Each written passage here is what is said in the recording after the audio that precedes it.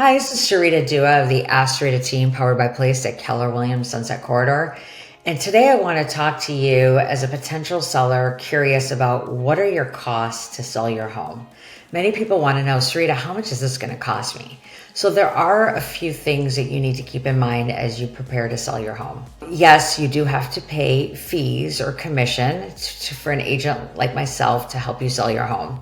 So, but in addition to the commission, and we'll talk about that because I have a variety of options there in terms of the services I provide and the charges dependent on the services. But outside of commission, what are the other fees? These are the ones I want to make sure you know and budget.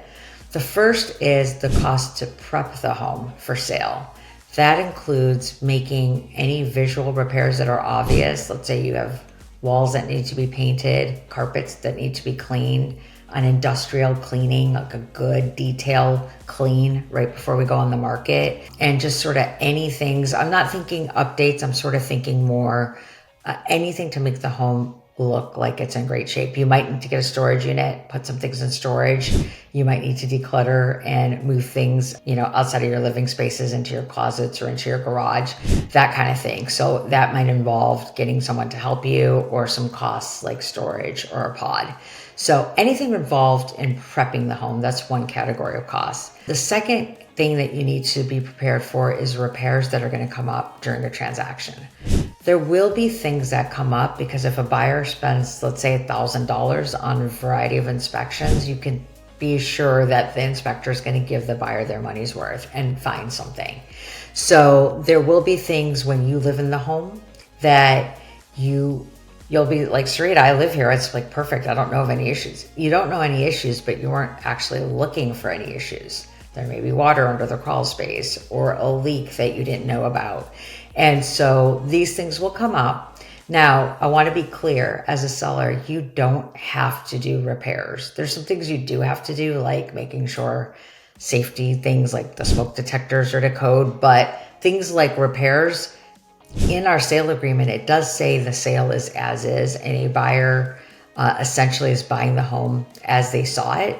However, if they request repairs and you choose not to do them because you think that they're not important or that you just don't feel like it, they do many times have the right to back out and get their earnest money back. So knowing that repairs are going to come up and knowing that it may be the difference between a buyer staying in a deal or not, it's wise to just budget that you are going to have some repairs, including some things that you just didn't know about. And then finally, when we close, in addition to the commission that I discussed, you're going to pay some title and escrow fees. In Oregon, we're a title and escrow state. Title is a third party. The escrow officer is a third party. They don't favor the seller or the buyer. And as such, their fees are split half and half between the buyer and the seller, and because they're neutral. So I use a rule of thumb, about 0.5% of the purchase price is for title and escrow fees. It's not exactly that number. When we do have a deal with an exact close date, we'll get you the exact number. All title companies or fees are somewhat mandated, and we'll be able to tell you to the penny what the costs are going to be. Last but not least, you want to be sure also that you may have property taxes. Property taxes are paid off and they're prorated to the close date. So if you paid for the whole year and we close, say our tax year is July 1 to June 30th. If you're paid for the whole year and we close before the year is over, you will get a credit for the amount you paid. If you hadn't quite paid for the year, you will be due for taxes up till the close date. You'll never pay for taxes after you don't own the home.